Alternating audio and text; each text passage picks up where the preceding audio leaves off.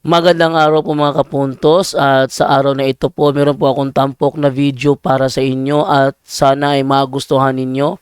Kaya sa mga bago pa po sa aming channel, please po don't forget to hit the subscribe button at ang notification bell para maging notified kayo sa bawat video na ilalabas ko sa channel na ito. At bilang kahilingan po ng punto por punto team at naway maintindihan po ninyo, sana po wag nyo pong i-skip yung mga ads sa aming mga video.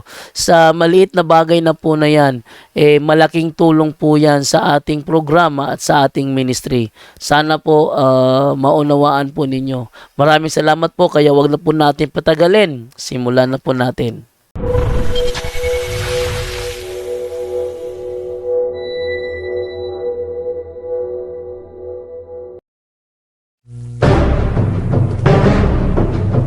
Kung maalala ninyo mga kapatid, sinagot natin yung 3 punto ni Dinmar Santiago na di daw maaaring masagot.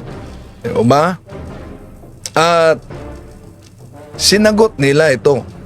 Sabi ng kasama niya, sagutin mo yung 3 punto para hindi siya maakusahan na yung pahayag niya ay batay sa his story, hindi sa history. Ika nga, istoryahe. Ito ang instruction. Ngayon, isa-isahin mo at sagutin mo yung mga akusasyon at paratang sa iyo ni Brother Wendell Talibong na ikaw daw ay may mga sinabi na wala sa history. Ang kanyang title sa iyo ay His Story. So now, maglabas ka ngayon ng mga ebidensya doon sa mga 3 punto mo na ito ay batay sa history at hindi lamang istoryahe na ginawa mo, Brother Denmar. Umpisahan natin. Batay sa history, hindi batay sa istoryahe. Pero alam nyo, iniwasan ni Dinmar ang mga sagot ko. Naglikha siya ng bagong issue. Bakit kaya iniwasan niya? Malinaw naman ang instruction. Sagutin mo yung 3 punto. Huwag kang maglikha ng bagong issue. Panoorin ang video ito.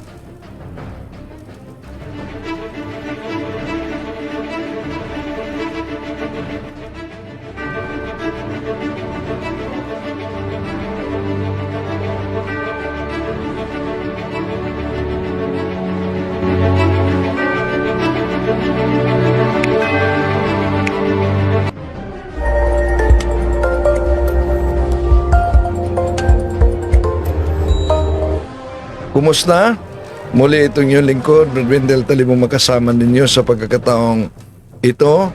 At kung bago lang kayo sa ating channel, inanyayahan natin na mag-ikayat sa mga kapatid ating mga Katoliko magsubaybay, magtanong, papasok sa Zoom. At kung napadaan ka lang o bago ka lang, huwag kalimutang mag-like, huwag kalimutang mag-subscribe at pindutin ang bell button para updated kayo. Mag-comment at i-share ninyo mga kapatid sa ating mga kapatid na Katoliko din. At maaari kayo magkasuporta sa ating channel sa pamamagitan ng super chat sa YouTube o kaya super thanks o membership sa ating channel mga kapatid. Kumusta sa lahat nating mga kapatid na sumusubaybay sa pagkakataong ito? Daming nagpapasa sa akin ng video nila ni Bro Dinmar Santiago. Yung dating Iglesia ni Cristo, noon Katoliko siya, at naging Iglesia ni Cristo, naging 70 Adventist, at bumalik sa simbahang Katoliko, nakipagdebate sa mga pastors at debatista ng iba't ibang sekta. Pagkatapos, muling bumalik sa Seventh-day Adventist. At merong 3 punto na mahirap daw, tanong, na sasagutin. Kaya sinagot natin yan. At dahil sinagot natin, yon ang pahayag ng kanyang kasama. Ngayon, isa-isahin mo at sagutin mo yung mga akusasyon at paratang sa iyo ni Brother Wendell Talibong na ikaw daw ay may mga sinabi na wala sa history. Ang kanyang title sa iyo ay His Story. So now, maglabas ka ngayon ng mga ebidensya doon sa mga 3 punto mo na ito ay batay sa history at hindi lamang istoryahe na ginawa mo, Brother Denmark. Umpisahan natin. At alam nyo ba mga kapatid, na sa pagsagot niya ni isang punto, hindi talaga tumama sa rebuttal natin sa pahayag niya. Bakit? Buksan muna natin sa panalangin. In the name of the Father, and of the Son, and of the Holy Spirit. Amen. Come, Holy Spirit, fill the hearts of your faithful, and enkindle in them the fire of your love. Send forth your Holy Spirit, and they shall be created, and thou shalt renew the face of the earth. O God, you've instructed the hearts of the faithful by the light of the Holy Spirit. Grant that through the same Holy Spirit may always be truly wise, rejoice in his consolation. To the same Christ our Lord. Amen. Mary, help of Christians, pray for us. In the name of the Father, the Son, the Holy Spirit. Amen. Okay, kumusta? Ating acknowledge din dito ang ating mga kapatid na pumasok. Welcome po sa lahat nating mga kapatid na pumasok at may nagkomento from Ifugao. Oy, welcome. Kumusta kayo dyan sa Ifugao, no? Si kapatid na Teresa Catillo. Hi, good evening, Bro Wendell. Watching from Banawi, Ifugao. Hello. Kumusta? Miss ko na yung Banawi. Pero ngayong Enero 27, nandiyan tayo sa poblasyon Bauco, Mountain Province, sa parokya ni Father Noe, no? Kita-kita po tayo mga kapatid. Father Noe Villalobos Mendoza, no? So ngayong Pizza 27 sa Enero mga kapatid. Cancel ang ating schedule sa Jinsan, no? Sa paaralan. So cancel at ang schedule natin diyan sa kay Father Nui Villalobos Mendoza ngayong Pizza 27 mga kapatid. Kita-kita po tayo diyan sa kanyang parokya, no? Okay? So sa lahat nating mga kapatid na sumusubaybay ngayon, welcome po. So ito ang paksa natin ngayon, no? Muli nating sasagutin dahil akala ko sasagutin niya punto por punto batay sa ginamit ko mga referensya sa Seventh Adventist. Naglikha ng bagong issue si Denmar. Iniwasan niya yung mga punto na di daw masagot. Naalala nyo, siya ang ating pinasagot sa kanyang mga katanungan na di daw umano masagot. Okay. So, ito'y tatalakayin natin sa punto por punto dahil ako ang inatasan ngayon na magtalakay. Welcome muna natin sila si kapatid na Arlene, kapatid na Lourdes Lormi, si Arturo Apuya, si Renaldo Samuoka, Happy Life Vlog, Marcelita Macapas, Julio Baldo Maro, si John Vinluan, at kondolin sa mga kaparian sa Pagadian. Kanina alas 8 namatay si Bishop Bong Lunas, no? At si Bro Artemio din, yung dating sa CSWD, nakatanggap ako ng text na namatay kanina. So, si George Cabrera, Angel Mikay Sadam, good evening po Bro Wendell at sa lahat punto por punto. sa mga SDA na kumuha lang ng ideya ng mga CFD para ibabato lang sa mga Catholic faith watching from Iloilo. Uy, Jun, dyan tayo sa Iloilo, no? Dahil magiging ninong tayo ni Mr. Curious Catholic, Bro Dens Overio. Kasama ko si Father Darwin. Si Father Darwin Getgano ang magmimisa sa kasal. So, sorry Bro Dens na-broadcast ko na ngayon. Okay. Si Joel Hernandez, Santo Benedicto, Lucia Rostria, Arturo Sari, si Rosman, Happy New Year, bro. Ask ko lang po if may alam po ba kayo na may schedule si Father Darwin sa Cebu, sa ang lugar? Thank you, sir. Watching from Cebu City. Punong-puno ng schedule ni Father Darwin hanggang Oktubre, pero di ko pa alam kung asan yon, no? So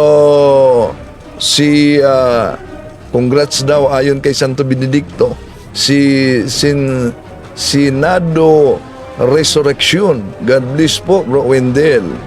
Talibong mabuhay po kayo dyan, all members of Punto por Punto. Aldrin Somailo, magbasa muna tayo dahil itong isyong ito tatalakayin natin sa Punto por Punto. Papasok ako ngayon sa Punto por Punto, mga kapatid.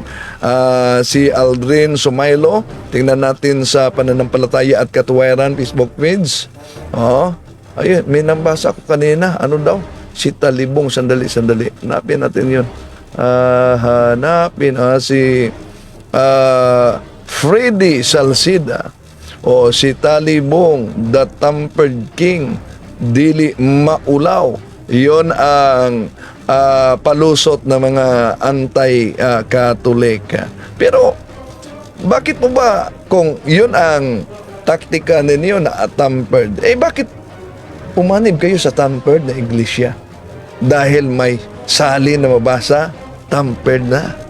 Di ba gusto niyo letra por letra? At hindi lang sa isang version, meron pang Protestant version. Pinagbigyan yung hinahanap nila na mabasa. Ilang version yon na Protestant? 4 na version. Merong a plain and familiar application na paraphrase New Testament. Mabasa ang One Holy Catholic Apostolic at ang i-paraphrase on the New Testament kay Richard Baxter. Mabasa natin yan, no? So dami pa mga pumasok. Si Rose nawala, sorry po. Dundun Lumanaw, Jenner nawala, Jag Movies, at sa lahat nating mga kapatid na sumusubaybay, no? Si Robert Rujas from Davao City. Okay, welcome. Balikan natin ang Pananampalataya at Katuwiran YouTube channel. Si Sinado Resurrection. Si Aldrin Somailo, Arlene Ginto, Wise Men. Happy New Year po. At sa lahat natin, Rufino Castro dyan sa Bulacan, welcome. At sa lahat ng mga sumusubaybay nito. Okay, pauna lang natin na talakayan bago tayo papasok sa punto por punto, mga kapatid. Pauna lang, Kung maalala ninyo, sinagot natin yung mga mahirap daw sagutin na katanungan. May 3 tanong na mahirap daw sagutin. Kaya, ano yung unang punto na katanungan niya? Ito daw. 3 tanong, never nilang masasagot. Bakit putol ang apostolic succession? Yan. Never daw masasagot. At ang never masasagot, bakit putol ang ano daw? 3 tanong, never nilang masasagot. Bakit putol ang apostolic succession? Putol daw ang apostolic succession. Pero, siya pinasagot natin. Pakinggan natin. The true church is also called apostolic because she goes back without a break to the apostle, because she believes and teaches all the apostle believe and taught, and because she is guided and governed by their lawful successors. Ngayon, itong ating simbahan ay itinatag kay San Pedro, no? So, siya mismo ang nagsagot. Kaya, dahil sinagot natin itong 3 punto niyang mahirap sagutin, ang instruction sa kaya malinaw. Anong instruction? Ngayon, isa-isahin mo at sagutin mo yung mga akusasyon at paratang sa iyo ni Brother Wendell Talibong na ikaw daw ay may mga sinabi na wala sa history. Ang kanyang title sa iyo ay His Story.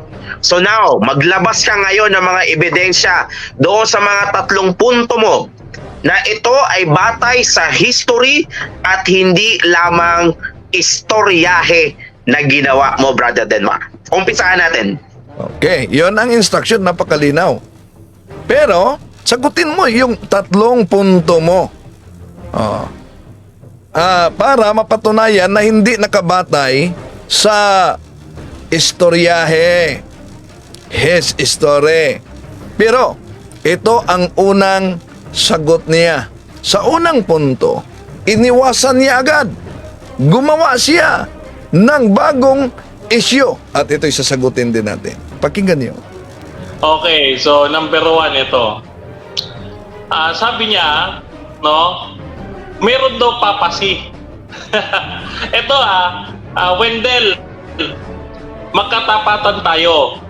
Ikaw mismo nagsabi na ang Papa ay nagmula sa College of Bishops.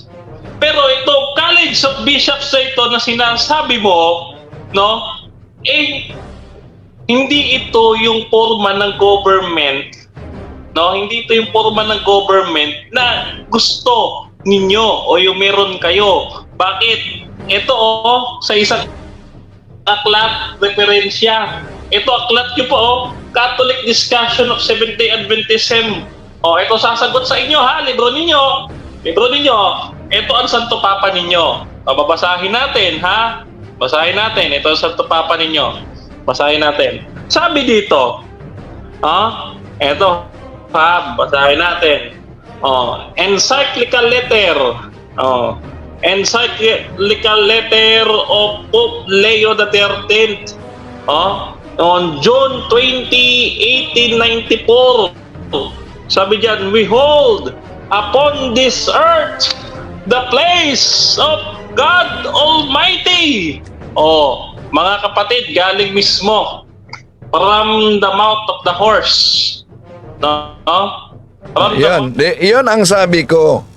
Na instead na sagutin niya yung instruction na 3 punto, patunayan mo na hindi nakabatay sa his story, nagawa siya ng bagong his story. At bakit? Sasagutin din natin yan mamaya sa punto por punto, mga kapatid. Iniwasan niya. Ano po yung iniwasan niya? Di po ba ang una niyang punto na dapat sagutin niya? 3 tanong, never nilang masasagot. Bakit putol ang apostolic succession? Bakit daw putol ang apostolic succession? Pero siya lang din ang nagsabi na walang putol ang apostolic succession. The true church is also called apostolic because she goes back without a break to the apostle, because she believes and teaches all the apostle believe and taught, and because she is guided and governed by their lawful. Iyon, pagkatapos sinabi niyang di masagot, at yun ang instruction, sige, sagutin mo punto por punto. Nagawa ng bagong issue. Nagkot lang ng kapiraso ng encyclical letter at meron pang isa na pinalitaw na sa Aklat Katoliko daw, pero yung pahayag na yon mga kapatid, galing sa Anglican Church na protestante na pinaratangan ang Santo Papa pagkatapos gustong palitaw ng mga Seventh Day Adventist, pahayag niyan ng Santo Papa. Magaling naman sila dyan, di po ba? Bakit magaling sila dyan? Naalala nyo ba yung pamimiki ng obispo? Ito, ipapakita ko sa inyo para po kayo na mismo, kasi sabihin nyo, gawa-gawa ko lang, ang kardinal mismo o bishop ay naghamon sa inyo, sa akin, sa ating lahat. Tulungan lang daw siyang maghanap from the Bible and Bible alone na nagsasabi ang linggo ay dapat ipangilin. Magbibigay siya ng premyo sa iyo ng $1,000. Paki-play, please.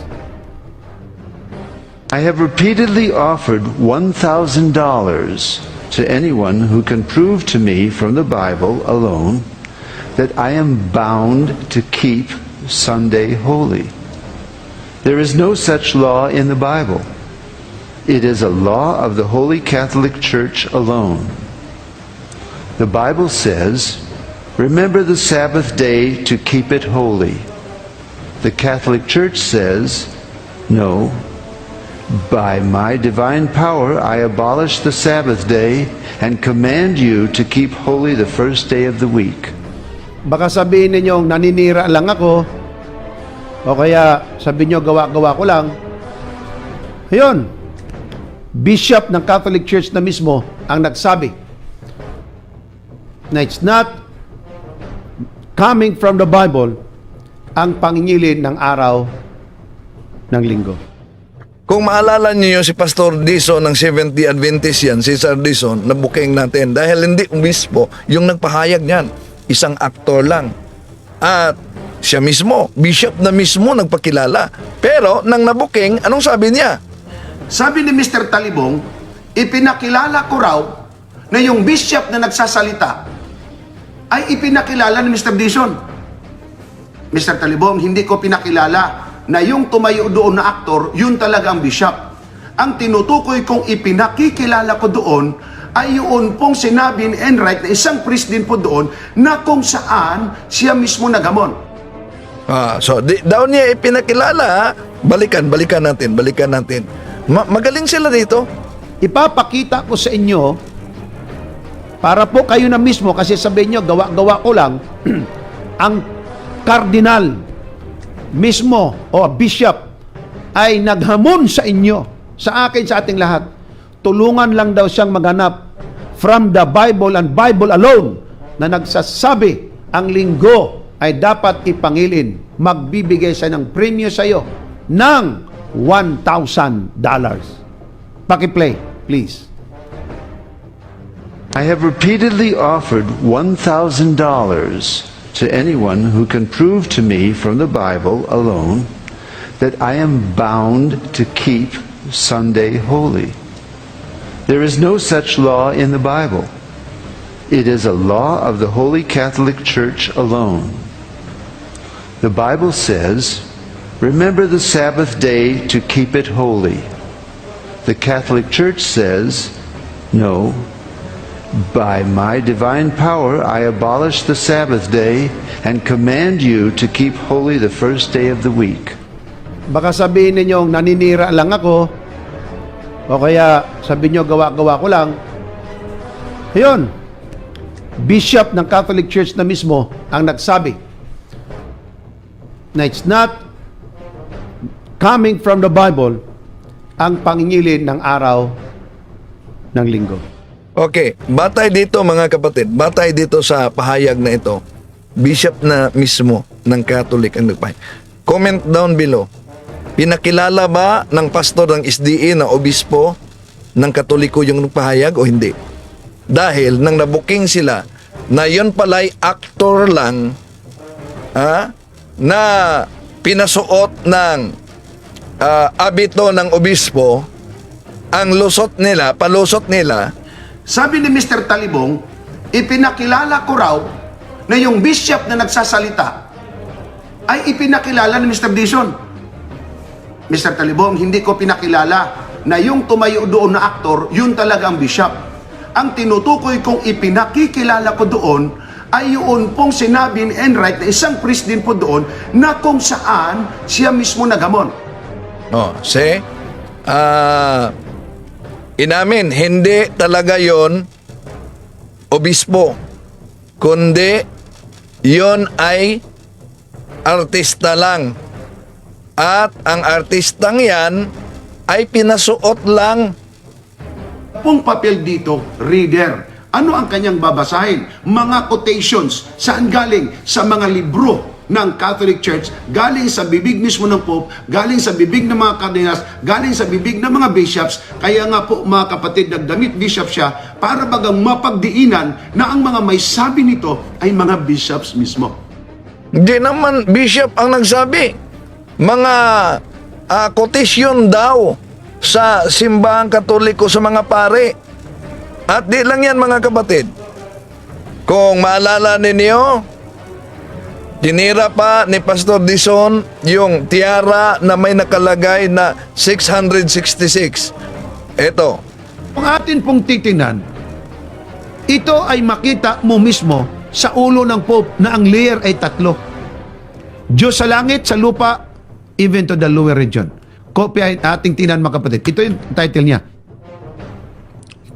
Ang sabi ng Biblia, bilangin ang kanyang pangalan. And that's the title name. Name niya yon, title name niya. Titulo niya, pangalan pa niya. The papacy's title, Vicarius Filii. Kalalabasan kapatid, 666. Bakit? Vicarius, 112. Total mo. Filii, 53. D, 501. Total mo, 666. Okay, see? Nasa tiara talaga. I-total mo, 666. Pero alam nyo, na yun palang tiara na nilagyang Vicarius Filii, inaamin din nila. Napiki pala yun. Sila lang ang naglagay yun. Yung Seventh-day Adventist lang, ito. May isang evangelist pumunta sa Roma, sa Vatican. Nakita nila doon yung tiara, yung korona ng Pope. At sa korona ng Pope, pinicturan niya ito. Ang picture, bit-bit niya pa uwi. Nakita ng isa sa mga artists. Ang ginawa ng artist, doon sa korona ng Pope, tiara ang tawag, ang ginawa niya, nilagyan niya ng Vicarius Filii para lang ma-illustrate. Wala doon sa tiara. Pero dinagdagan niya ng word na Vicarius Filii. Ngayon, ito pong picture na ito, nilagay sa query column. Question and answer ito sa Mystery Magazine. Ang tanong, meron bang original picture sa tiara ng Pope na merong Vicarius Filii? Ang sagot po ng Ministry Magazine, meron ipinadala na ang term na ginamit nga nila ay dubious picture of tiara. Bakit dubious, kapatid? Ang kwento ganito. Years ago, merong isang evangelist nag-secure ng pictures of tiaras of the Pope. Ang ginawa ng artist nito, number 4, inattempt niya, ginawa talaga niya.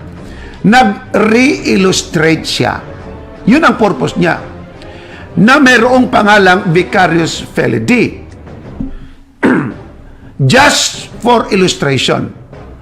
Pero sa pag-illustrate niya, di nagustuhan ng General Conference o ng magazine. Kasi ang picture altered. Anong ibig sabihin ng altered? Dinagdagan. Hindi na yung original, na bago ngayon.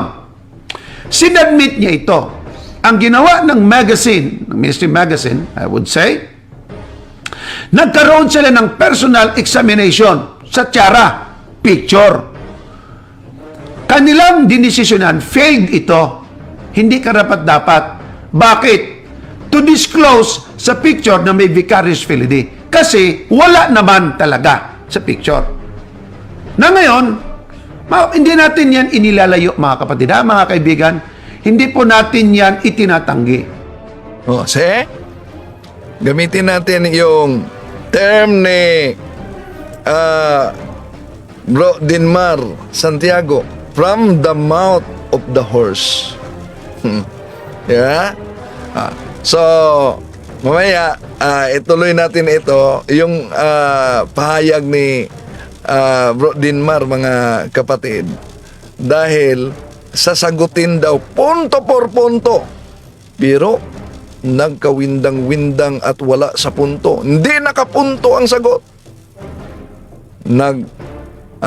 Kundi gumawa pa ng bagong isyu. Bakit kaya nilihis niya yung isyu? Sige, pasok muna tayo sa mga kasama natin sa punto por punto dahil ako ang inaatasan ngayon na magtalakay, mga kapatid. No? So, muna tayo. Okay.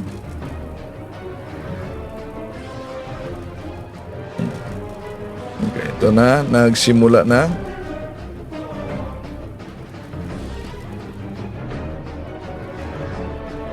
Okay. Arwin Gitgano kasama ang mga kilala at mga batikang depensor ng pananampalatayang Katoliko. Worldwide Catholic Bible Study. Sa tima, mga kaigsunan, nganong matuod niya iglesia ang simbang Katoliko, usara ang hinungdan ug usaray rason. Tungod kay gitugod kini sa atong Ginoong Hesukristo.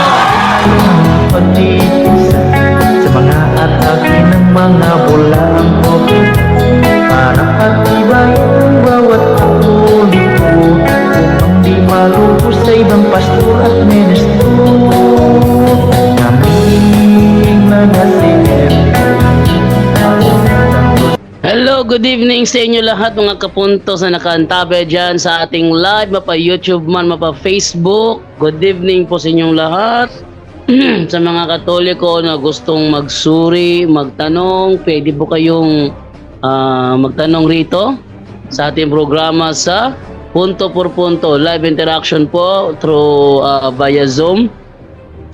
Sa mga gusto pong malaman kung paano po makapasok sa Zoom, puntahan nyo po yung Facebook page na Punto por Punto Faith and Morals. Doon po nakapost. Scroll down nyo lang po.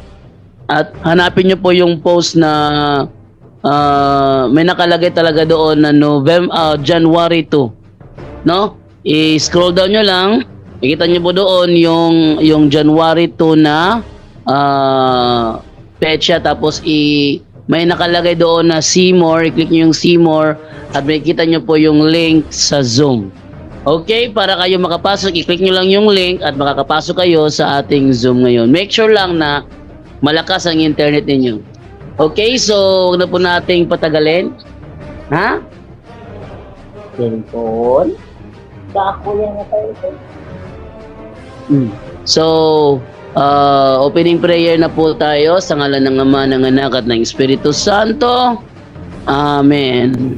Halina, Espiritu Santo, punuin mo ang mga puso ng mga nananalig sa iyo at pag-alabin mo sa kanila ang apoy ng iyong banal na pag-ibig. Ipadala mo ang iyong espiritu at sila'y malilikha, at sa gayoy mapaninibago mo ang mukha ng mundo. Manalangin tayo.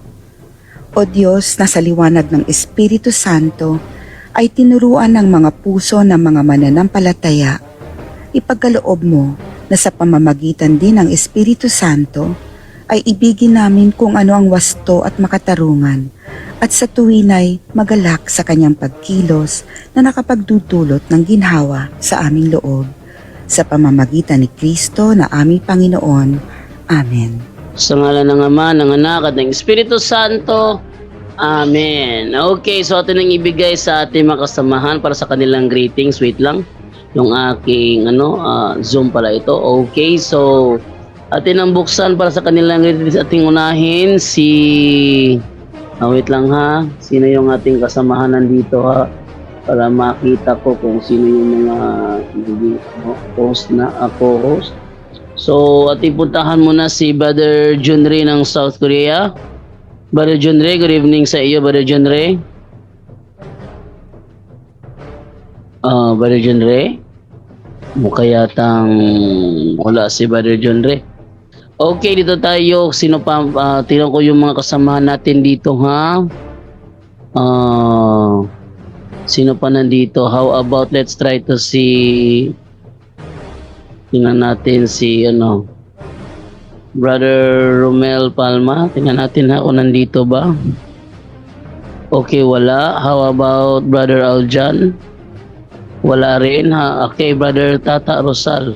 Siya yung nandito. Okay, Brother Tata from Uzami City. Brother Tata, good evening sa iyo. Yes, good evening din sa iyo, Brother Jando. Happy New Year pa. Sa lahat ng mga kasama natin sa Maria Punto por Punto, Happy New Year, at saka sa ating mga kapatid sa Zoom na kantabay. Walang sawang taga-suporta sa ating live sa Punto por Punto, ang Worldwide Catholic Bible Study. So, welcome po sa lahat. Sana nasa mabuting kalagayan lahat. At ready po sa talakay ni Brother Wendell. Pagkanda yung talakay ni Brother Wendell ngayon, counter niya sa rebuttal ni Mr. Santiago. So, maraming salamat. God bless us all. Back to you, Brother John. Okay, thank you sa iyo, Brother Tata Rosal, sa iyong greetings. At yun namang ibigay ngayon sa ating tagabasa ng Ebanghelyo gabi-gabi from Japan, Brother Angel Santos. Good evening sa iyo, Brother Angel. Happy New Year. Yes, Happy New Year. Isang mapagpalang umaga, hapon, gabi, no? Saan masulo kayo ng mundo ng nararating ng punto por punto. Salamat po sa Diyos. Nagkasama-sama na naman po tayo muli para sa isang namang gabi ng banal na pag-aaral ng salita ng Diyos para po ito sa ating kaligtasan. Ano po? Muli paalala ng ating Panginoong Jesucristo, 1:12:48. Ang sabi niya sa huling araw, ang salita ko ang hahatol sa inyo. Mukhang hindi pumapalo, Bro Jando ulit. Bro Jando, yun, pumalo na. May sounds na. Yes po, no? So, napakahalaga po ng salita ng ating Panginoon Jesucristo sa huling araw, na ibig sabihin, hindi lang po yung huling araw ng paghuhukom, na ang huling araw na sinasabi ng ating Panginoon Jesucristo, kahit yung huling araw ng ating buhay, haharap tayo sa Kanya, which is the particular judgment. Saan tayo huhukuman? Sa salita niya. Sumunod ka ba sa mga salita at aral niya? Ngayon po, dumako na po tayo sa Ebanghelyo yung araw ng Martes, no? Ikalawang araw ng taon ng 2024. Ito po ay ayon kay San Juan, chapter 1 verse 19 to 28. Pagnilayan po natin sa mga hindi nakapagsimba, pagnilayan po natin, makinig ang may pandinig. Nang suguin ng mga Hudyo sa Jerusalem ang ilang saserdote at levita upang itanong kung sino siya, sinabi ni Juan ang katotohanan. Sinabi niyang hindi siya ang Mesiyas. Kung gayoy, sino ka? Tanong nila. Ikaw ba si Elias? Hindi po, tugon niya. Ikaw ba ang propetang hinihintay namin? Sumagot siya, hindi po. Sino ka kung gayon? Tanong nila uli. Sabihin mo sa amin para masabi namin sa mga nagsugo sa amin. Ano ang masasabi mo tungkol sa iyong sarili? Sumagot si Juan. Ako ang tinig ng isang sumisigaw sa ilang. Tuwirin ninyo ang daraanan ng Panginoon. Ang propeta Isaías ang may sabi nito. Ang mga nagtanong ay sugo ng mga Pariseo. Muli nilang tinanong si Juan, bakit ka nagbabautismo? Hindi pala naman ikaw ang Mesiyas o si Elias, niyang propeta? Sumagot siya, ako'y nagbabautismo sa tubig, ngunit nasa gitna ninyo ang isang hindi ninyo nakikilala. Siya ang susunod sa akin. Subalit hindi ako karapat-dapat magkalagman lamang ng tali ng kanyang panyapak. Ito'y nangyari sa Betanya, sa ibayo ng Jordan, na pinagbabautismuhan ni Juan. Mga kapatid, ito pong mabuting balita ng ating kaligtasan. Pinupuri ka namin, Panginoong Heso Kristo. Yan po, no? Konting pagninilay po ng punto por punto, no? Ngayon po ay ginugunita natin ang kapistahan ni San Basilio at San Gregorio. Sila po ay mga obispo, no? At mga pantas ng simbahan.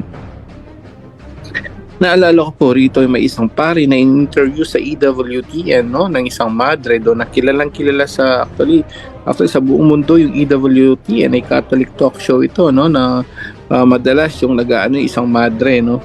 So mayroon siyang in-interview na pari, no, yung paring yun naka-experience yung bang death experience na aksidente siya, lumala sakit, tapos kwento niya is nakaharap na niya ang Panginoon.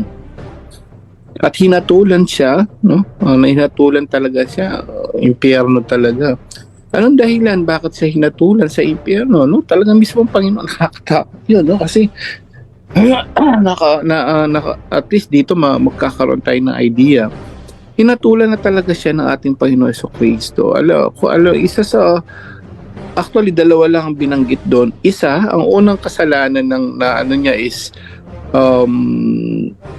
parang during that priesthood niya, pari po ito pari. During priesthood parang nagkaroon siya ng babae, parang gano'n, no? Ngayon, pangalawa, ano ba yung pinaka-ano niya? Ano ba isa sa pinaka-problema doon? Alam mo, mismo ating Panginoon si Kristo nagsabi. Ang sabi niya, alam mo, ikaw nagpari ka, hindi para sa akin. Nagpari ka para sa iyong sarili. Alam mo po ang tugon ng isang paring ito? Deserving niya at alam niya na totoong sinasabi na ating Panginoon Jesucristo na naghukom agad. Ito po yung sinasabi natin, huhukuman ka talaga agad. At saan ka huhukuman? Sa salita niya.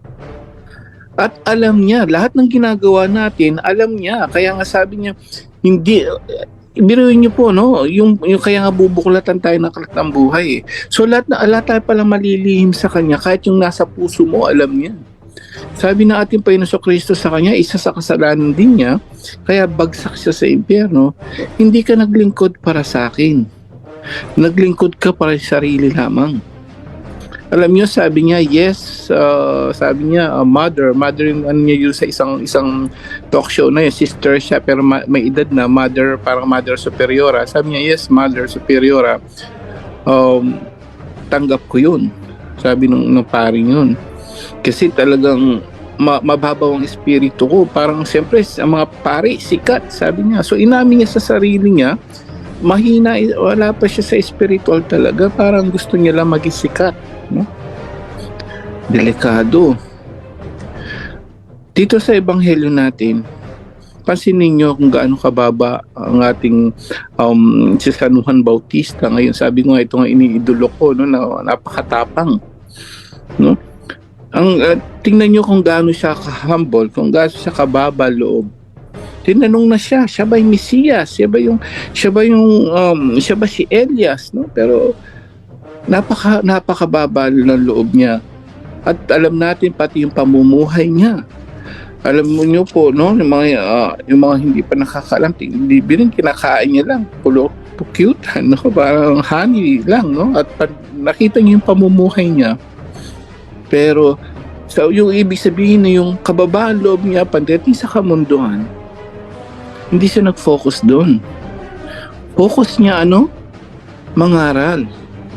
At focus niya katapangang sabihin sa mga tao ang pinapasabi ng Diyos.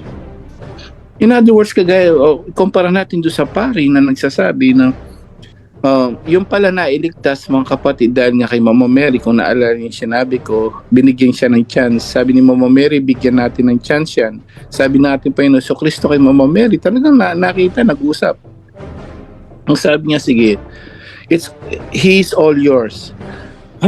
Anong He is all yours? Sabi niya sa iyo na, kayo na bahala, nanay, mother. Pero mo, no? So ganun pala ang kaano ni Mother Mary sa kanya, no? Ganun kahalaga si Mother Mary kay Jesus. Binigyan ng pagkakataon, kaya nga nagsasalita ngayon pare, nabuhay siya, nagsasalita siya tungkol diyan. So anong isang kasalanan niya? Pride. no? Yung sarili mo, pag sarili mo pala ang tinataas mo, hindi na ang Diyos. Pero dito ang pinapaalala sa atin ng ating ebanghelyo, si propeta, or she is the last prophet, no? Of the Old Testament, si Juan Bautista. Nakita nyo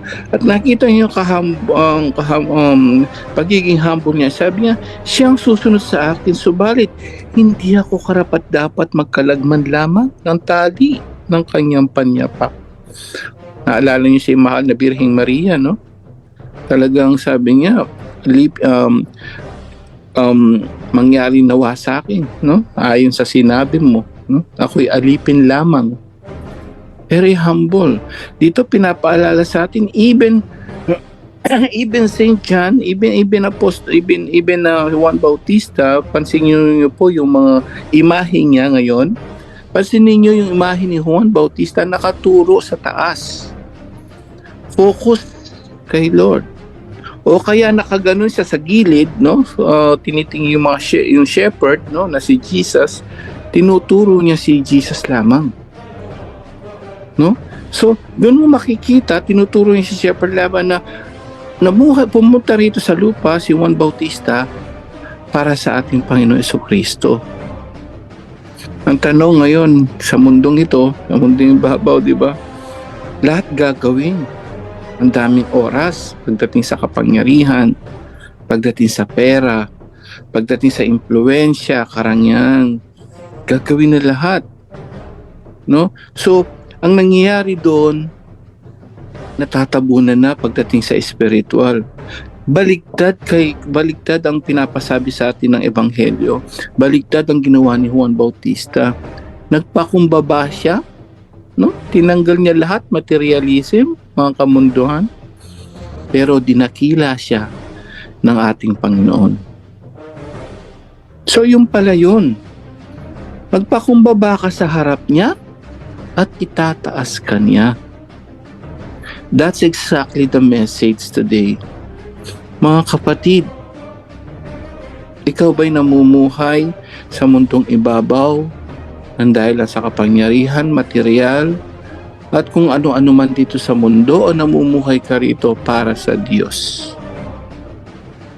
Paalala ng ating ebanghelyo, kung gusto mong dakilain ka ng Diyos, magpakumbaba ka, kapatid. Gusto mo maglingkod ka ng may pagpapakumbaba, no? Katapatan at pagmamahal sa Diyos. Yun po, kapag ikaw ay nagpakumbaba, tatakilain ka at itataas ka ng Diyos. Amen. Yun lang po, naway gabayan tayo ng Banal na Espiritu ngayong gabing ito. To God be the glory. Salamat po. Back to you, Bro Jando, and good luck to you, Bro Wendell. Okay, thank you sa iyo, Brother Angel Santos. So, move naman tayo ngayon sa ating magta-topic ngayong gabi. Brother Wendell Talibong, good evening sa iyo. Uy, teka ha.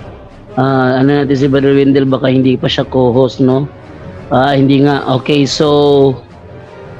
Okay, good evening sa iyo, Brother Wendell.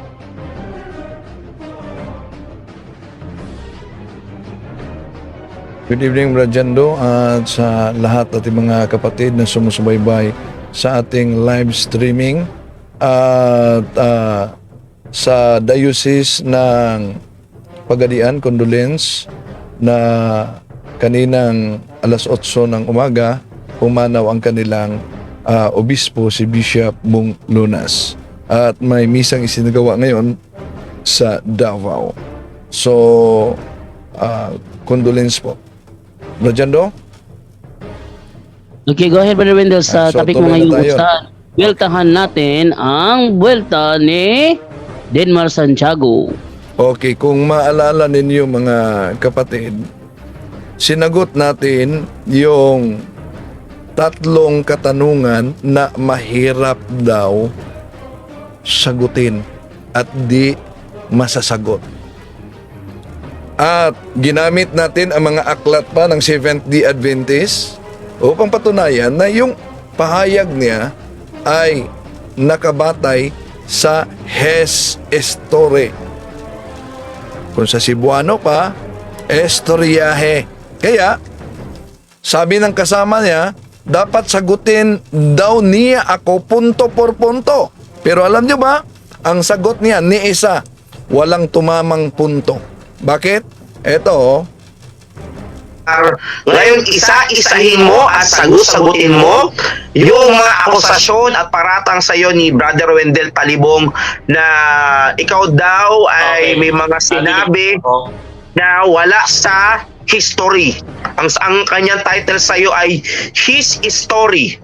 So now, maglabas ka ngayon ng mga ebidensya doon sa mga 3 punto mo na ito ay batay sa history at hindi lamang istoryahe na ginawa mo, Brother Denmark. Umpisahan natin. umpisahan na daw nila, no? Na dapat ang ilabas yung batay talaga sa history. Yung 3 punto niya, yun ang malinaw na instruction.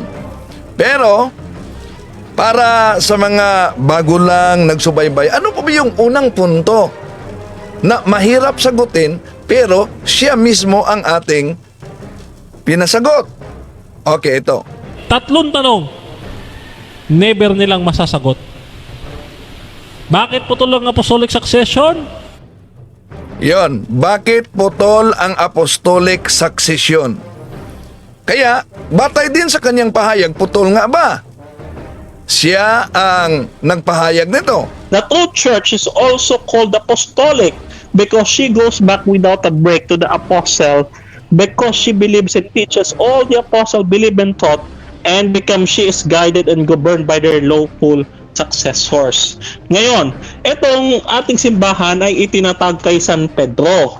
Noon pa, malinaw na sinabi mula mismo sa bibig ni Bro Denmar na merong unbroken line of succession.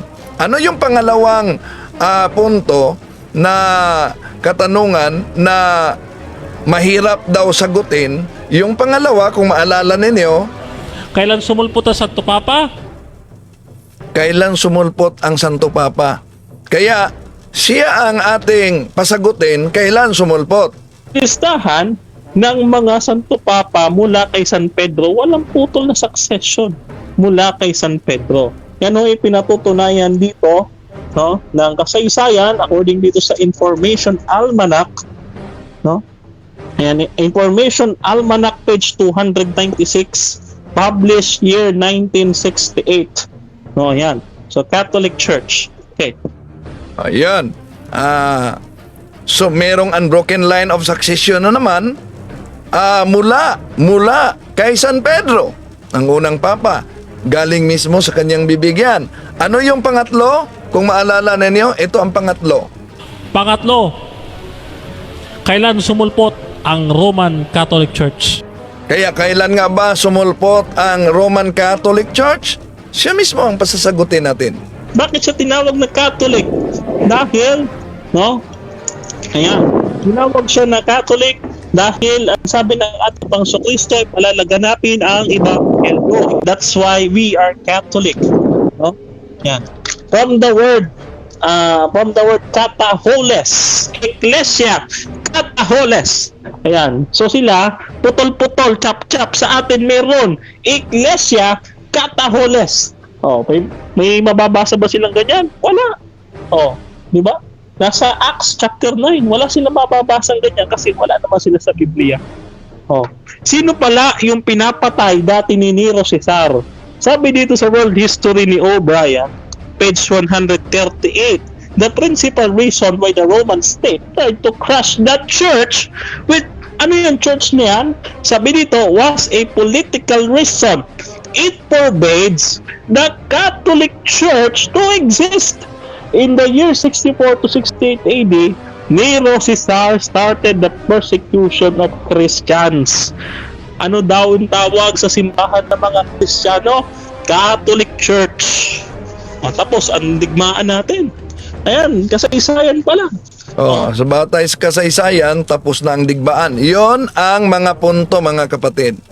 Pagkatapos, ginamit ko itong, malala nyo ang aklat nila dahil sa pahayag niya, sa first 5 century ay walang papa daw na nag-exist.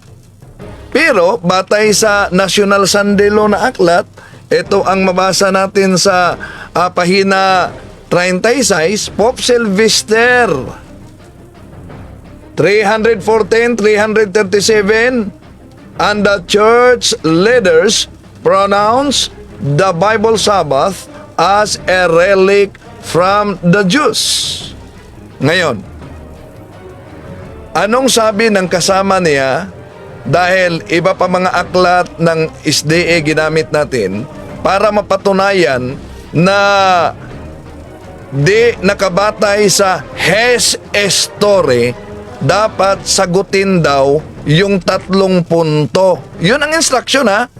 Malinaw ang instruction. Sagutin ang 3 punto para ipakita na nakabatay talaga sa history at hindi sa Hes Story. Ito, balikan.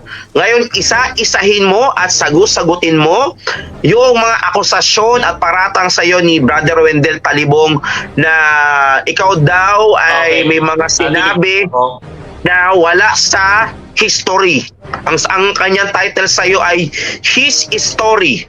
So now, maglabas ka ngayon ng mga ebidensya doon sa mga 3 punto mo na ito ay batay sa history at hindi lamang istoryahe na ginawa mo, Brother Denmark. Umpisahan natin. Okay, umpisahan natin. Alam nyo ba, yung umpisahan natin unang punto, mga kapatid, hindi niya sinagot ang issue na siya mismo ang nagpaliwanag. Ginamit natin yung pahayag at yung mga aklat nila.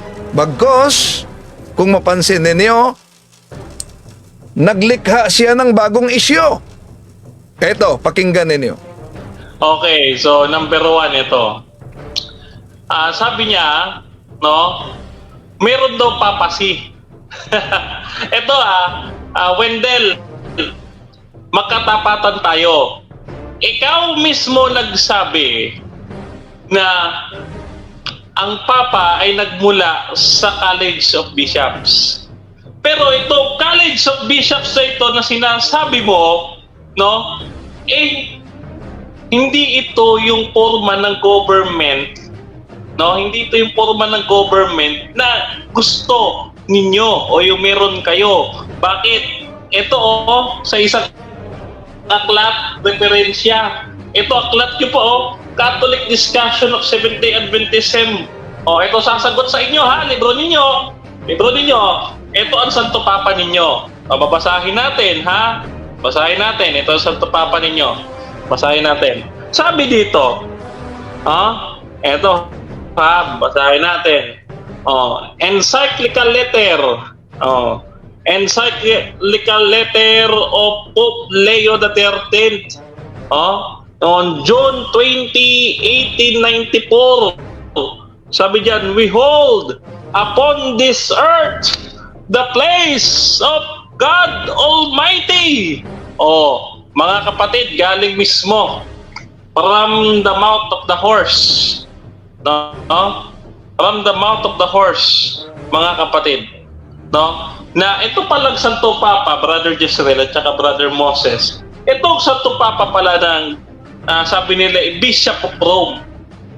Yan, mga kapatid, napansin nyo ba? Di po ba malinaw ang instruction? Ang instruction sa kasama niya, sagutin mo yung pahayag ko, punto por punto. Lumikha siya ng bagong issue. Iniwasan niya. Ano pa ba yung unang punto? Balikan natin kung nasagot ba niya. 3 tanong, never nilang masasagot. Bakit putol ang apostolic succession? Bakit putol ang apostolic succession? Ginamit din natin ang kanyang pahayag. Putol nga ba? The true church is also called apostolic because she goes back without a break to the apostle, because she believes and teaches all the apostle believe and taught, and she is guided and governed by their lawful successors. Ngayon, itong ating simbahan ay itinatag kay San Pedro. So, malinaw. Gagamitin natin yung term niya. from the mouth of the horse. Siya mismo ang nagpahayag niyan, from the mouth of the horse. Lumikha ng bagong isyu. Anong isyu niya? Sasagutin natin ito mga kapatid dahil mahilig talaga ito sila na kumuha lang ng kapiraso at sila nang bahala mag-interpret. Bakit? Okay, so number 1 ito. Sabi niya, no, meron daw papasi. Ito Wendell, makatapat. Tinatawanan pa niya dahil sabi niya, walang papasi na nag-exist sa first 500 century. Ano tong nabasa sa dalawang aklat nila? Iniwasan niya.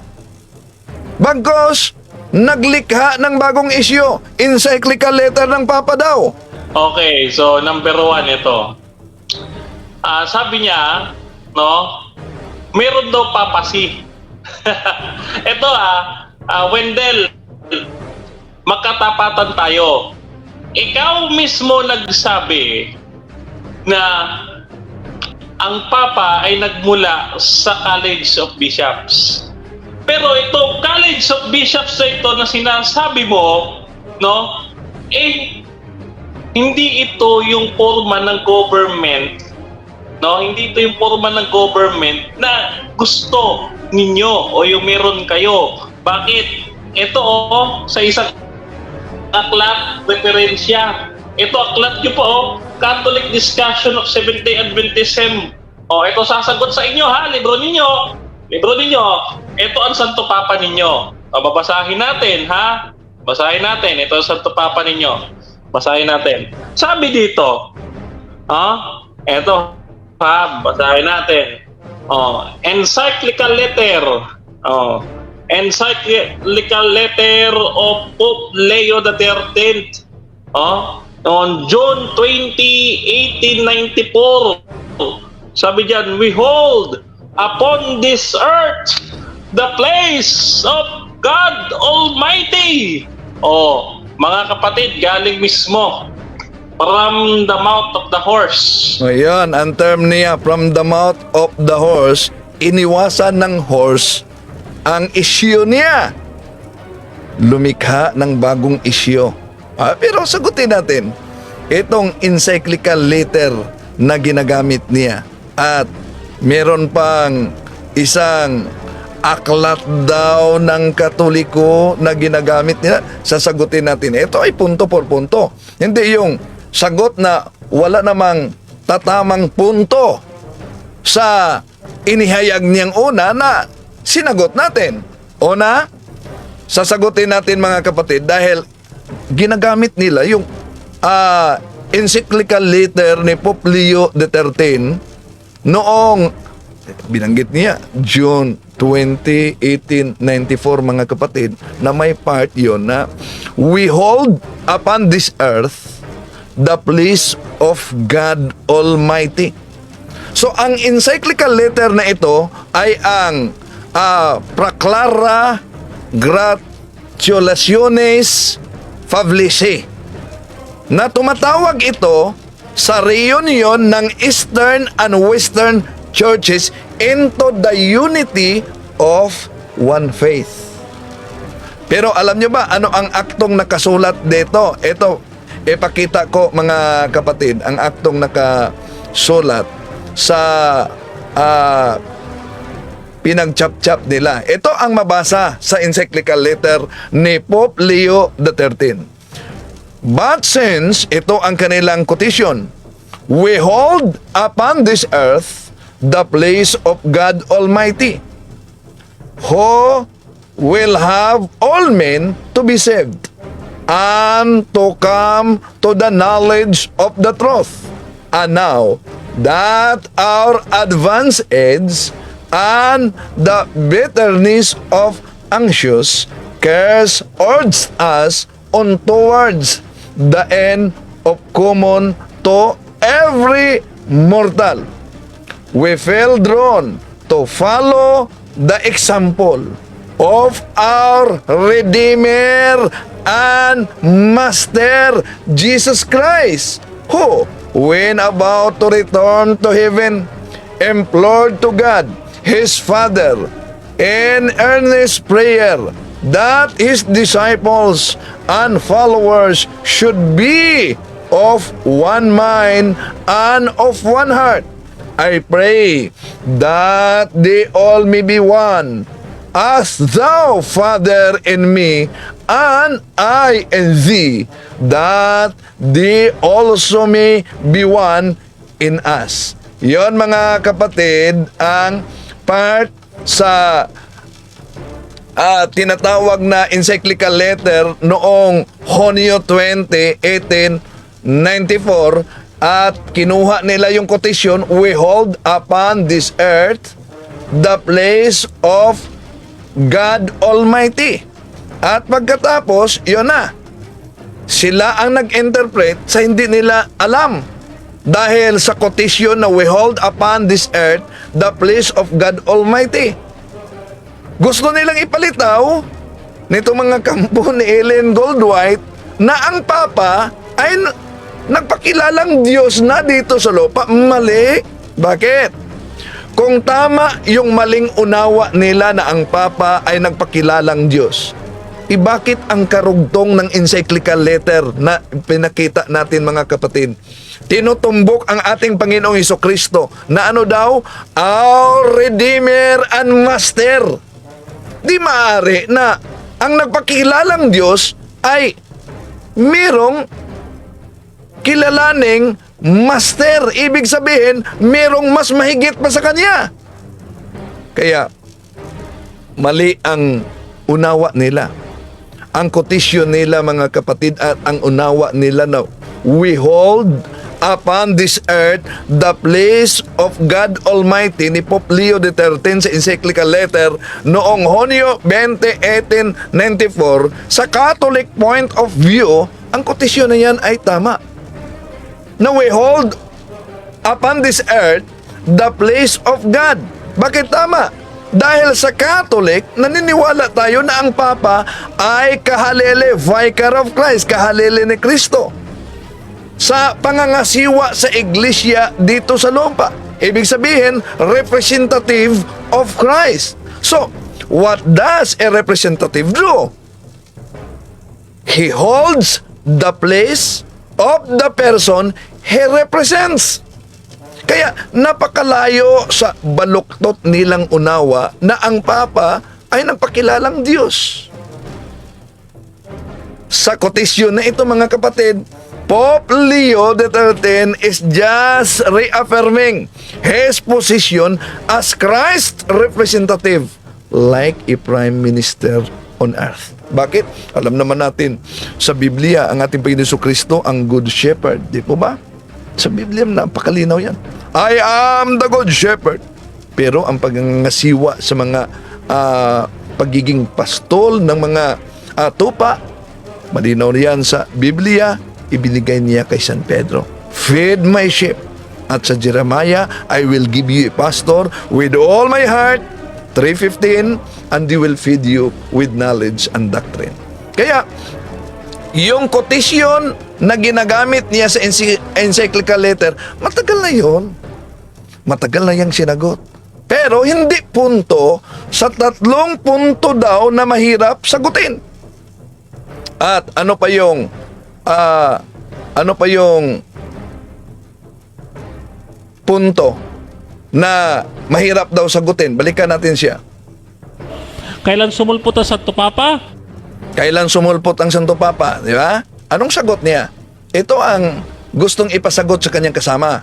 Listahan ng mga Santo Papa mula kay San Pedro, walang putol na succession. So mula kay San Pedro, walang putol na succession. Gagamitin natin ang term niya, from the mouth of the horse. Ano daw? From the mouth of the horse? Listahan ng mga Santo Papa mula kay San Pedro, walang putol na succession. So from the mouth of the horse. At ano yung pangatlo na mahirap sagutin? Pangatlo, kailan sumulpot ang Roman Catholic Church? Kailan nga ba sumulpot ang Roman Catholic? Di po ba? Ito ang dapat sagutin niya. Bakit siya tinawag na Catholic? Dahil, no? Ayan, tinawag siya na Catholic dahil ang sabi ng ating Panginoong Kristo ay palalaganapin ang Ebanghelyo. That's why we are Catholic. No? Yan. From the word kataholes, ecclesia, kataholes. Ayan. So sila, putol-putol, chap-chap. Sa atin meron, ecclesia, kataholes. Oh, may mababasa ba silang ganyan? Wala. Oh, di ba?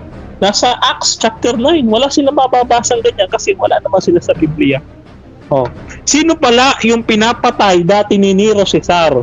Sabi dito sa World History ni O'Brien, page 138, the principal reason why the Roman state tried to crush that church with, ano yung church niyan? Sabi dito, was a political reason. It forbids the Catholic Church to exist. In the year 64 to 68 AD, Nero Caesar started the persecution of Christians. Ano daw ang tawag sa simbahan ng mga Kristiyano? Catholic Church. Tapos, ang digmaan natin. Oh, from the mouth of the horse, tapos na ang digmaan natin. Kaya ito ang mga punto na instruction ng kasama niya na dapat sagutin. Balikan natin ha. Ngayon, isa-isahin mo at sagutin mo yung mga akusasyon at paratang sa iyo ni Brother Wendell Talibong na ikaw daw ay may mga sinabi na wala sa history. Ang kanyang title sa iyo ay His Story. So now, maglabas ka ngayon ng mga ebidensya doon sa mga tatlong punto mo na ito ay batay sa history at hindi lamang istoryahe na ginawa mo, Brother Denmark. Umpisahan natin. Okay, tingnan natin kung meron bang punto si Denmark, mga kapatid, ha? Sa request ng kaniyang kasama na dapat sagutin niya punto por punto. Abay di, iniwasan ni Denmark. Bagkos gumawa ng bagong issue. Ano yung issue? Dagdag pa niya. Ito. The Pope is not only the representative of Jesus Christ, he is Jesus Christ himself, hidden under the veil of flesh. Catholic National, July 1895. Siya daw ang Panginoong Kristo mismo. Nako, mga kapatid, may nagpapakilalang siya ang Kristo. At hindi nagpakilala si Pedro ng ganito, mga kapatid. Ayan. Sa palagay ninyo, mga kapatid, comment down below. Ang request ng kasama niya na sagutin punto por punto kung nakabatay ba si story, batay sa paggamit niya ng mga quotation na yan. Ano sa palagay niyo? Nasagot man niya? Hindi. Naglikha ng bagong issue. Halimbawa, yung issue na sinabi niya na the Pope is not only the representative of Jesus Christ, he is Jesus Christ himself. At nasa Catholic National daw yan, July 1895. Mga kapatid, alam nyo ba? Alam nyo ba? Yung paulit-ulit na issue ng mga Seventh-day Adventist na yung pahayag na yan na the Pope is not only the representative of Jesus Christ.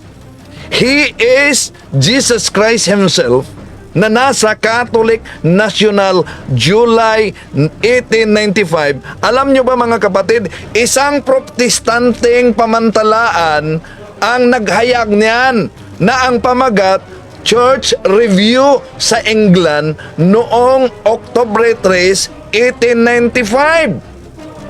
Yun ay nag-akusa kay Cardinal Sarto na umano'y nagpahayag ang Cardinal Sarto na Cardinal sa Venice noon bago siya na-elect na Papa, na-elect siya sa pagkapapa noong 1903, mga kapatid. Pero alam nyo ba kung ano ang pahayag ni Cardinal Sarto kung tingnan natin? Ito ang pahayag ni Cardinal Sarto na minadject ng mga anti-Catholic. Ito ang pahayag niya. Napansin niyo? The Pope represents Jesus Christ Himself and therefore is a loving Father. The life of the Pope is a holocaust of love for the human family. His word is love. Love, His weapon. Love, the answer He gives to all who hate Him. Love, His flag. That is the cross, which signed the greatest triumph on earth and in heaven. Napansin nyo ba? Paano nila minadjek? Yung pahayag, ulitin ko, na the Pope is not only representative of Jesus Christ, He is Jesus Christ Himself, na nakasulat daw sa Catholic National, mga kapatid. Ang katotohanan nasa Church Review ng England yan, Protestante, na napublish noong October 3, 1895. Galing yan sa anti-Catholic. So, ang quotation na inilabas sa English Protestant Publication, October 3, 1895. At hindi yan Catholic publication, mga kapatid. At lumalabas din yan sa Protestant Magazine na ang title ay Evangelical Christendom noong January 1. So, malinaw yung aktual na pahayag ni Cardinal Sarto na minadjik nila, mga kapatid. Hindi sinabi na the Pope the Pope ay siya mismo si Kristo, kundi ang sinabi niya nang napili siya sa Santo Papa, actual words of Cardinal Sarto na naging Pope Pius X, he only became Pope sa taong 1903. At ang pahayag niya, the Pope represents Jesus Christ. Hindi sinabing, He is Jesus Christ. Minadjik lang yan nila. At yung paulit-ulit nila na sinabing Catholic National daw umano, mga kapatid, alam nyo ba, wala tayong makita na publication na ang pamagat ay Catholic National. Ngunit meron tayong publication na ang pangalan ay National Catholic Register. Ito ay oldest Catholic newspaper sa United States na nagsimula ang publication noong taong 1927. Yun. At hindi lang, kung mataas kasi itong pahayag ni Bro Dinmar, alam nyo, umabot pa siya na si San Pedro hindi kumain ng baboy. Hindi naman yan ang issue. Napansin nyo, iniwasan nila. Pero bakit kaya na mahilig silang gumawa ng ganito, mag-imbento ng ganito? Bakit? Una, naalala nyo, mga kapatid, may ipinakilala ang kanilang pastor noon na bishop daw ng simbahang Katoliko, ngunit hindi pala totoong bishop. Ito, ipapakita ko sa inyo para po kayo na mismo, kasi sabihin nyo, gawa-gawa ko lang, ang kardinal mismo o bishop ay naghamon sa inyo, sa akin, sa ating lahat. Tulungan lang daw siyang maghanap from the Bible and Bible alone na nagsasabi ang linggo ay dapat ipangilin. Magbibigay siya ng premyo sa iyo ng $1,000.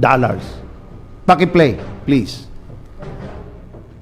I have repeatedly offered $1,000 to anyone who can prove to me from the Bible alone that I am bound to keep Sunday holy. There is no such law in the Bible. It is a law of the Holy Catholic Church alone. The Bible says, remember the Sabbath day to keep it holy. The Catholic Church says, no, By my divine power, I abolish the Sabbath day and command you to keep holy the first day of the week. Baka sabihin ninyong naninira lang ako, o kaya sabihin nyo gawa-gawa ko lang. Ayun, bishop ng Catholic Church na mismo ang nagsabi na it's not coming from the Bible ang pangingilin ng araw ng linggo. Alam nyo ba mga kapatid na batay sa pahayag na yan na bishop ng Catholic Church ang nagsabi at nakasuot talaga ng abito ng obispo, daming nag-message sa akin kung totoo bang obispo ito. Kaya, ni-research natin. At nang nadiscover natin, abay, artista lang pala yun. Batay sa pahayag ni Pastor Cesar Dizon, pinakilala ba niya na obispo? Na malinaw naman yung pahayag niya. Bishop mismo ninyo ang nagsabi noon.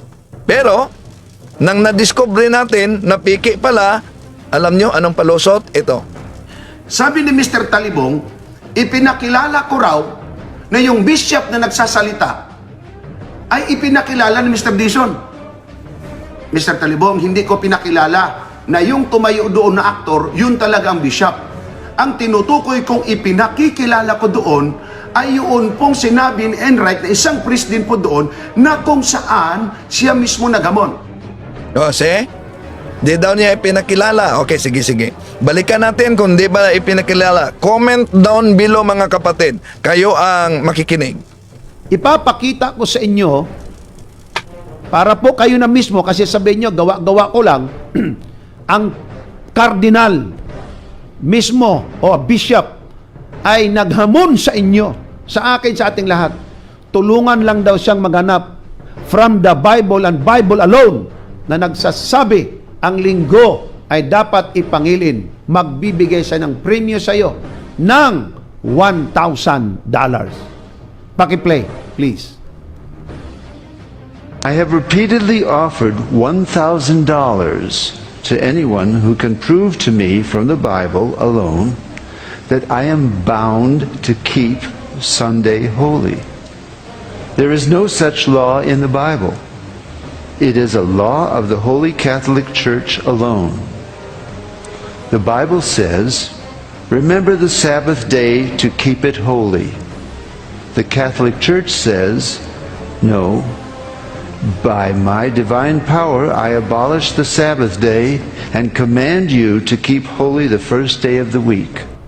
Baka sabihin ninyong naninira lang ako, o kaya sabihin nyo gawa-gawa ko lang.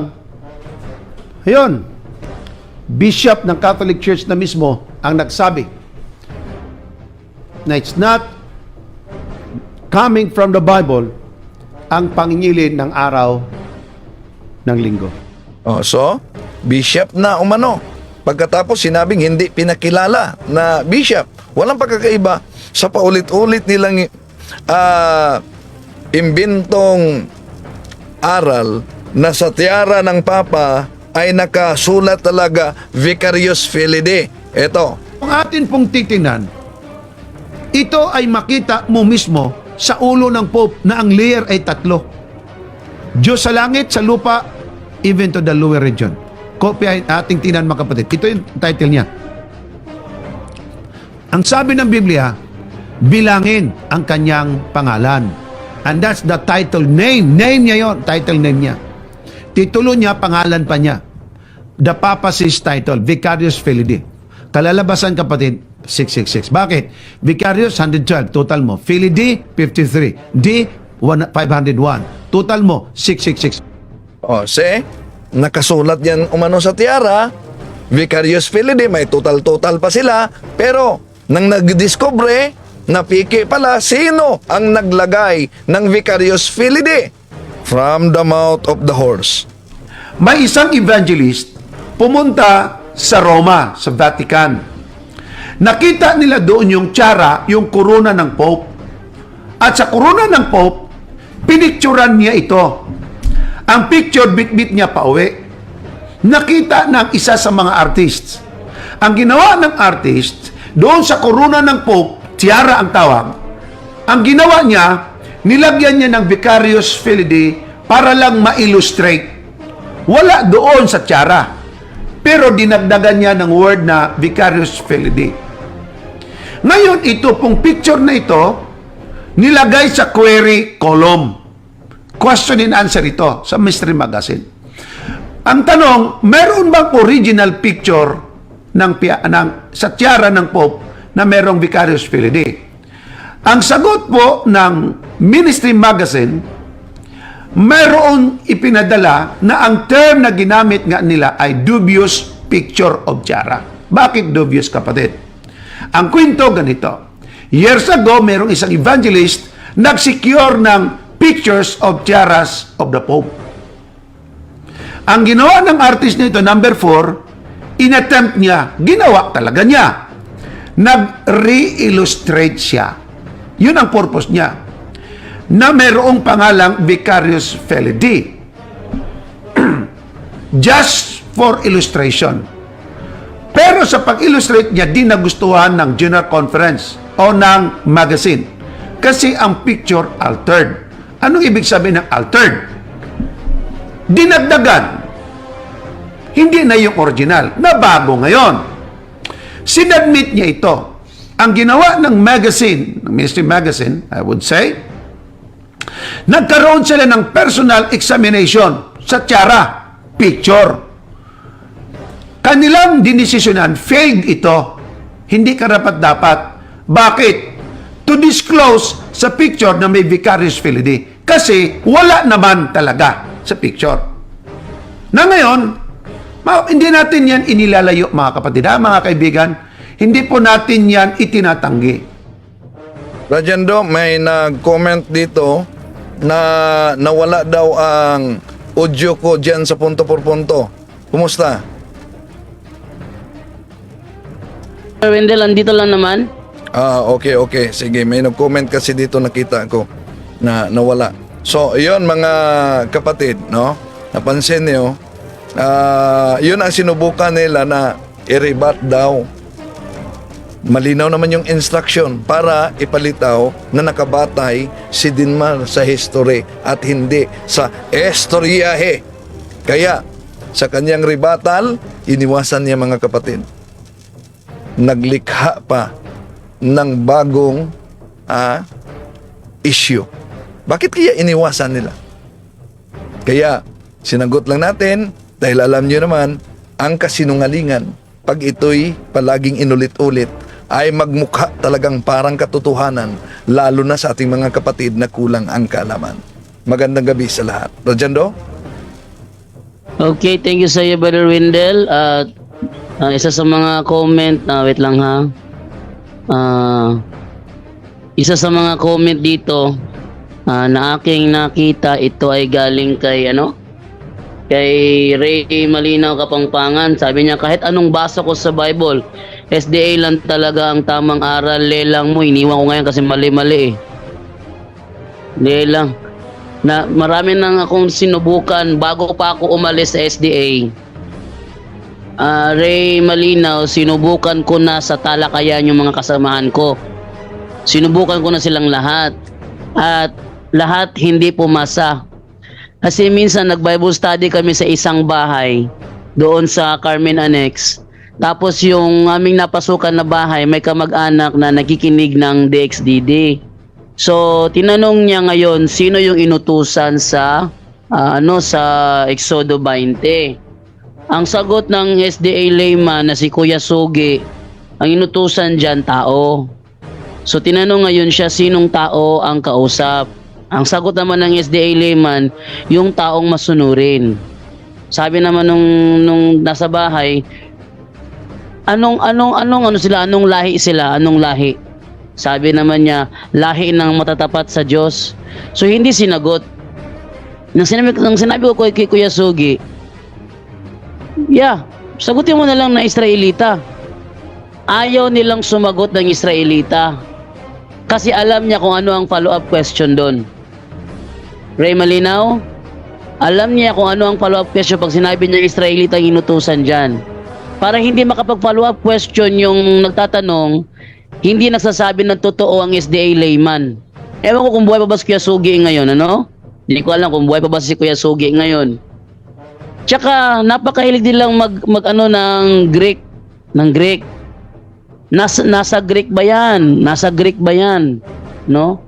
Pag sinabi na tinawag si Mama Mary ni Jesus Christ na mother, sabi nila, nasa Greek ba 'yan? Puro sila nasa Greek. Nang ginamit ko naman yung term sabaton sa Matthew 28 verse 1, Kuya Sugi, may dalawang sabaton dito. Dalawang sabaton, pareho sila meaning. So, ibig sabihin, kung sabaton yung una, sabaton din yung pangalawa.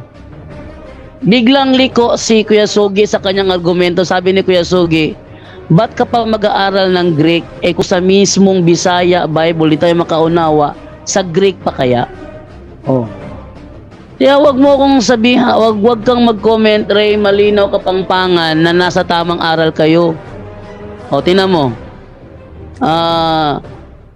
Pag ako nakipagtalakayan sa abangan ninyo, ayan ha, na-topic ko na kasi dito yung tungkol doon sa mga alpalpak ni Fernando Camacho, no?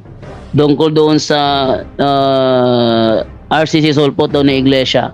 Ngayon muling nagpost si Peter Pendo, patutunayan niya na ang RCC Sulpot na iglesia. Malamang gamitin niya yung mga talatang ginamit ni Fernando Camacho. Pag yun, sasagutin ko na yun. Ewan ko na lang kung anong mga sagot ni Peter Pindon doon. Abangan na lang natin, ano? So, yung mga sinasabi mo, Ray Malinaw, kaya kung nga iniwanan ng SDA, sinakitaan ko ng mali. Tinan mo ha. Lagi sinasabi ng SDA, hindi si Jesus Christ ang founder ng Catholic kasi si Emperor Constantine. Mula noon, ngayon, hanapan mo ng sa mababasa, walang may pakita. Sasabihin mo, kayo lang ang tama. Ayan sinabi ni Cesar Dizon mismo, kayo lang ang naglagay ng Vicarious Pilid O, paano naging tama yan? Hindi ba? So, punta tayo sa tanungan portion. May mga naka-raisehan dito. At yung unang-unahin itong by the way, chinatan ko pala si Denmar Santiago habang nagtutok si Brother Wendell. No? Sabi ko kay Denmar Santiago na, bro, payag ka bro, magtapatan kayo ni Wendell Talibong ngayon. Ikaw kasi ang topic at based sa video mo, magtapatan daw kayo. Payag ka ngayon natin gawin. Lumabas sa bibig mo kasi ba't susunod ang mga message ko kasi nagsisin lang si Denmar Santiago, nagsisin lang siya. Hindi siya nagre-response. Sabi ko, lumabas sa bibig mo kasi na magtapatan daw kayo. Ngayon natin gawin bro. Bigyan kita ng Zoom link. So binigyan ko siya ng Zoom link, si Denmar Santiago, pero ito ang response si Denmar Santiago. Happy New Year bro, iparating mo kay Wendell. Nakipag-usap na ako kay bro Yesomar. Biling ko sa kanya na mayroon kaming 10 topics para sa inyo. Naghihintay lang kami na tumugon kayo. Bipetsa natin ang pag-uusap sa paksa. Maglalabas kami ng sulat pirmado ng nakatataas sa amin at gagawin sa Russia TV. Tapos sabi ko naman sa kanya, ngayon bro, talakayin lang natin yung 3 point na sabi mo mahirap sagutin ng Catholic Church. Yun lang naman kailangan pang ihato sa debate yun isa-isang topic yun sa pag dinibati yung tatlong tanong na yun, 3 topic yun, 3 debate yun. Sabi ko ngayon na lang, tapatan lang kayo punto por punto. May pinakita kasi si Wendell na aklat SDA na nagsasabing may papa sa panahon na sinabi mong wala. Pero hindi mo naman yun nirebat sa StreamYard nyo. Sabi naman ni Denmar Santiago, yung imbitasyon nyo ba ay paghamon na yan? Sabi ko naman, yung 3 tanong lang ang pag-usapan natin ngayon, tapatan kayo. Sa iyo mismo lumabas na magtapatan kayo, tinutugon ko lang. Yung 3 tanong lang naman ang pag-uusapan bro. Sabi niya, so tumutugon na kayo. Di, okay, pag-usapan natin in another day yan kasi may work ako from 9 p.m. to 6 a.m. as call center agent. Yung paksa, petsa, truce, pag-usapan, si Russia ang gigitna. Ngayon, ayaw talaga kumagat ni Denmar Santiago. Ayaw niyo kumagat. Gusto ko lang talakayin natin 3 tanong. Anong tanong na yon? Sa pasagot niya kay Brother Wendell, kung masagot ba ni Brother Wendell? Kung magre-rebat siya, paribatin natin siya. Tapos siya ang tanungin ni Brother Wendell, tapos. Kailangan ba ng mahabang talakayan yan na affirmative stand, post-examine, negative stand, cross-examine, rebuttal stand, cross-examine, rebuttal stand, cross-examine, then final conclusion ng haba naman. 3 topic yun eh. 3 tanong, di 3 topic yun. Bro. Yes. Oh, malinaw ba boses ko, bro? Yes. Okay, no. Yes, no, kasi nagkaroon kami kanina ni Bro Denmar ng kunting friendly lang yung tawag dito yayaan ba. Niyaya ko siya, bro, kasi sa post kasi ni Bro Denmar, nag-post siya sa FB niya na pinamalian niya ang the motherhood of Mary, as the Mary mother of God. So with good heart, in good heart, siyempre hindi ako nag-message sa kanyang post, doon ako mismo sa kanyang messenger. So sinabi ko, bro, pasok ka sa PPP at pag-usapan natin to. Friendly discussion lang, ako ang haharap sa'yo, sabi ko ganon. Tapos reply naman niya sa akin ito. Kanina lang to bago magpunto por punto, no?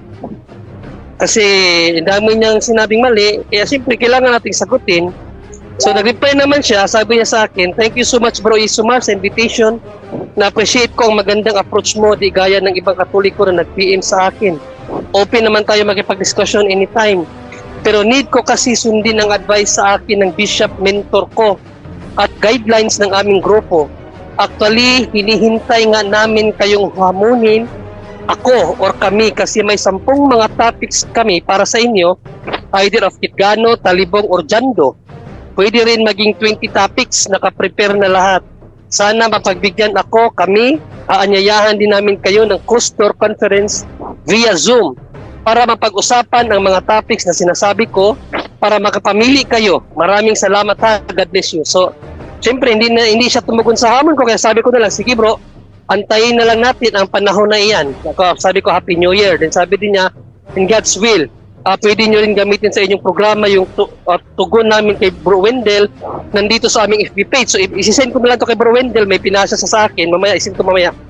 Sana makaabot salamat at ang sabi niya dito, at kung mapagdesisyonan nyo na makipag-usap sa aming panyaya sa inyo, ay maaari magdala kayo ng written letter na naka-PDF, firmado ni Kitgano, Arganyosa, or Villegas, either of these priest. Tapos sasagutin namin, firmado rin ng aming pinakamataas. For formality lang bro, okay lang ba? Sa dami na ng usapan ng CFD at SDA na wala ng pirmahan, ayun pa ba? Brojando. Yun na nga, mukha yata ang gumagawa ng Roger dahilan Ray. pa. Yes bro, Wendell. Di ba sila humihingi ng perma ni Apo Frances? Yun lang. Bro Jando, may bishop na ba kayo dyan sa SDA? Wala kaming bishop, bro. Wala kaming bishop. Ang pangalan, ang pagkasabi pa niya, Bro Wendell, Bro Angel, Bishop Mentor. Yun nga, may bishop mentor siya eh. Walang bishop ang SDA. Ang nasa amin lang, pastor at saka layman. At saka ang sabi ko kay Denmar Santiago, pag-usapan natin yung sinasabi mo mga tanong, 3 tanong ba yun? 4. Na hindi masagot ng Catholic. Yun lang naman. Kasi kung ididebate mo pa yun, 3 topic, 3 debate yun. 3 debate yun eh. Tsaka sobrang haba, pwede mo na sagutin punto por punto yun. O ayan, sabi mo, walang papa sa panahong ito. Si Brother Wendell gumamit ng libro SDA na merong papa dyan sa panahong yan. Paano mo sagutin yan? Ganun lang. Sagutin niya lang. O, di tapos na. O. I-debate pa sobrang haba. May pirmahan pa. May pirmahan pa. O, may pirmahan pa. Mukha yata dinaga si Denmar Santiago. May kausap siyang bishop. Sino kaya yun? Yun na nga, kaya sabi ko sa kanya, yung 3 lang ang pag-usapan natin eh. 3 sinasabi mga tanong na hindi masagot ng Catholic. Itanong mo, sagutin ni Wendell. Tapos, yung sagot niya, rebatin mo. Tapos, ikaw ang tanongin naman. Ba't mo sinabi yan? Hindi ba? Tapos, i-confirm niyo yung libro nila. Totoo ba sinasabi ng libro nila? Ganon lang naman yun eh. Ba't kailangan bang i-debate isa-isa? 3 tanong? Yung tatlong tanong, katumbas yun ng tatlong topic sa debate. May affirmative stand, negative stand, rebuttal stand, conclusion. Haba na masyado, isang topic lang pag-uusapan. Okay, dinaga si Denmar. Oh, mga Sabadista. Ano masasabi nyo ngayon dyan? Dinaga. Yung ano ninyo. Sabi ni, nag-reply si Angelito Narbay, no? Saan ba bro sa PPP? I mean, saan mo siya gusto sa inyong programa? Neutral ground na kayo. Ay, sa Russia, sa Russia TV, live pa rin sa PPP pa rin yan eh. No? Brad, Jando? Yes. Ito lang ang gusto ko ipaabot dahil daming nagre-request na makipagdebate online.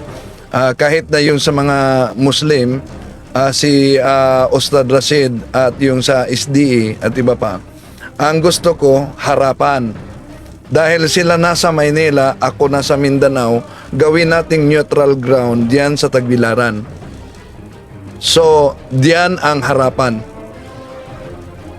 Sige. Papaalam ko ito ngayon. So, harapan ang debate. At saka panaapan din mo dyan daw, panawagan ko na rin, no? Wala nang permahan. Kami ni Bro Dinmar, titindigan ko yung Mother Mary of God. Mary, Mother of God, ayon sa Biblia at referensya. Kahit sa Russia TV, kahit hindi dito, pero dito din naman yan ikakabit.